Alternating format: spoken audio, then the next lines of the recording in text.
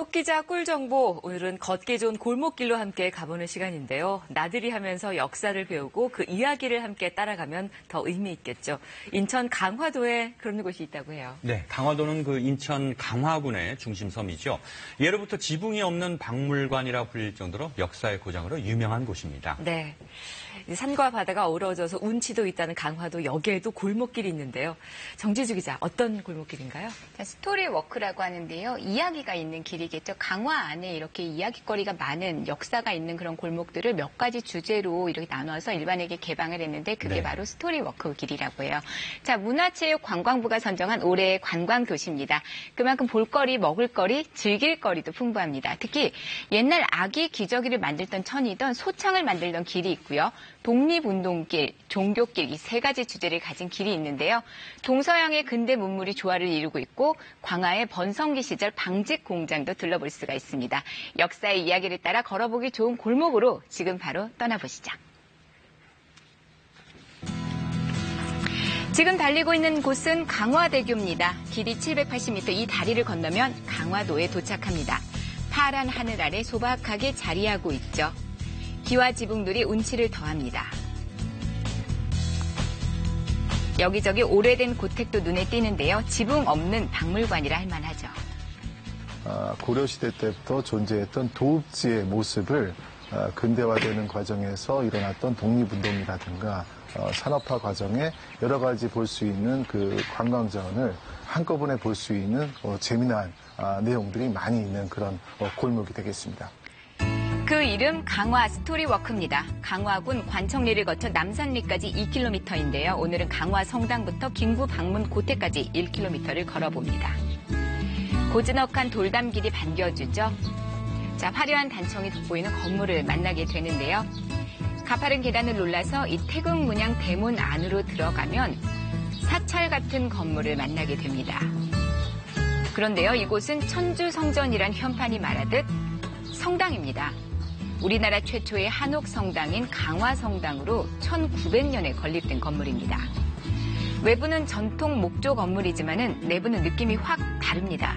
서양식 조명에 지붕까지 탁 트인 통층 구조인데요. 바실리카 양식이라고 합니다. 동양과 서양의 양식이 어우러진 조선시대 개화기 건축물이죠. 자, 이 성당 나와서 다시 골목으로 접어듭니다. 소박하게 꾸며진 돌담길이 낭만적이죠. 길모퉁이 살짝 돌자 대문 활짝 열린 기와집을 만나게 되는데요. 소창 체험관입니다. 예전 방직 공장을 개조해서 만들었습니다. 소창은 이불 안감이나 기저귀로 썼던 목화 면직물로 강화의 대표적인 직물 산업이었습니다. 재봉틀의 역사와 함께 강화의 직물 산업 역사도 함께 만날 수가 있습니다. 예전부터 화문석을 짜던 아낙네들의 솜씨가 뛰어났거든요. 그래서 집집마다 배틀이 있었어요. 60년대, 70년대에는 가장 호황을 이뤘을 때는 강화에 직물 공장이 읍에만 60개 정도가 있었다고 합니다. 지금은 대부분 사라지고 당시 제조된 직물만이 남았는데요. 화려하면서도 아름다운 문양이 정말 곱죠. 예약하면 체험도 가능합니다. 오늘은 손수건을 만들어 볼 건데요. 자, 이 어린이 자기 손만한 도장을 소창에 혼을 담아서 꼭 찍어줍니다. 그랬더니 이렇게 예쁜 새우 한 마리가 새겨집니다. 세상에 하나뿐인 손수건이 되는 거죠. 아이들에게는 색다른 재미가 느껴지는 시간입니다. 그림 그리는 게 재밌었어요. 도장도 찍고 그림도 그리니까 재밌었어요. 골목 좀 더 걸어볼까요? 이번에는 현대식 건물 사이로 예스러운 집 한 채가 보이는데요.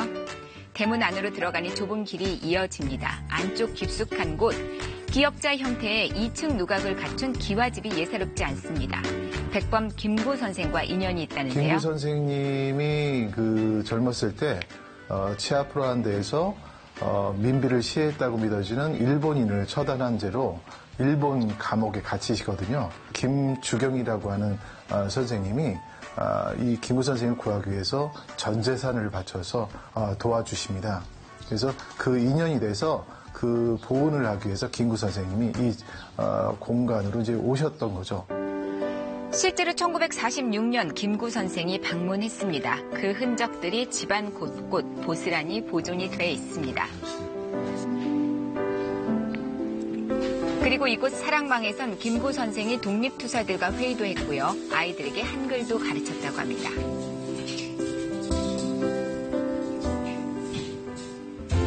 역사 이야기 따라서 골목을 걷다 보니 어느새 허기가 느껴집니다. 강화의 특별한 별미 맛 좀 볼까요?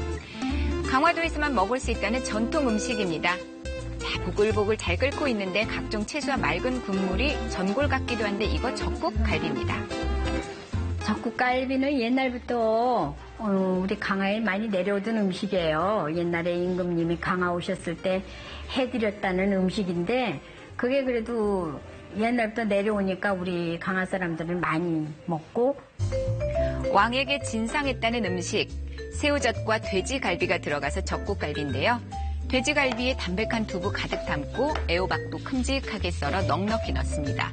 표고버섯도 들어가죠. 각종 재료로 우려낸 육수로 국물을 더하게 되는데요. 여기에 강화의 특산물 새우젓이 들어갑니다. 오로지 새우젓만으로 밑간을 해서 시원하고 개운한 국물 맛을 내주는데요. 푹 끓여주면 이게 적국갈비라는 음식이 되는 겁니다. 원래 강화도의 가정집에서만 먹던 음식이었다는데 10년 전부터 향토 음식으로 개발이 됐습니다.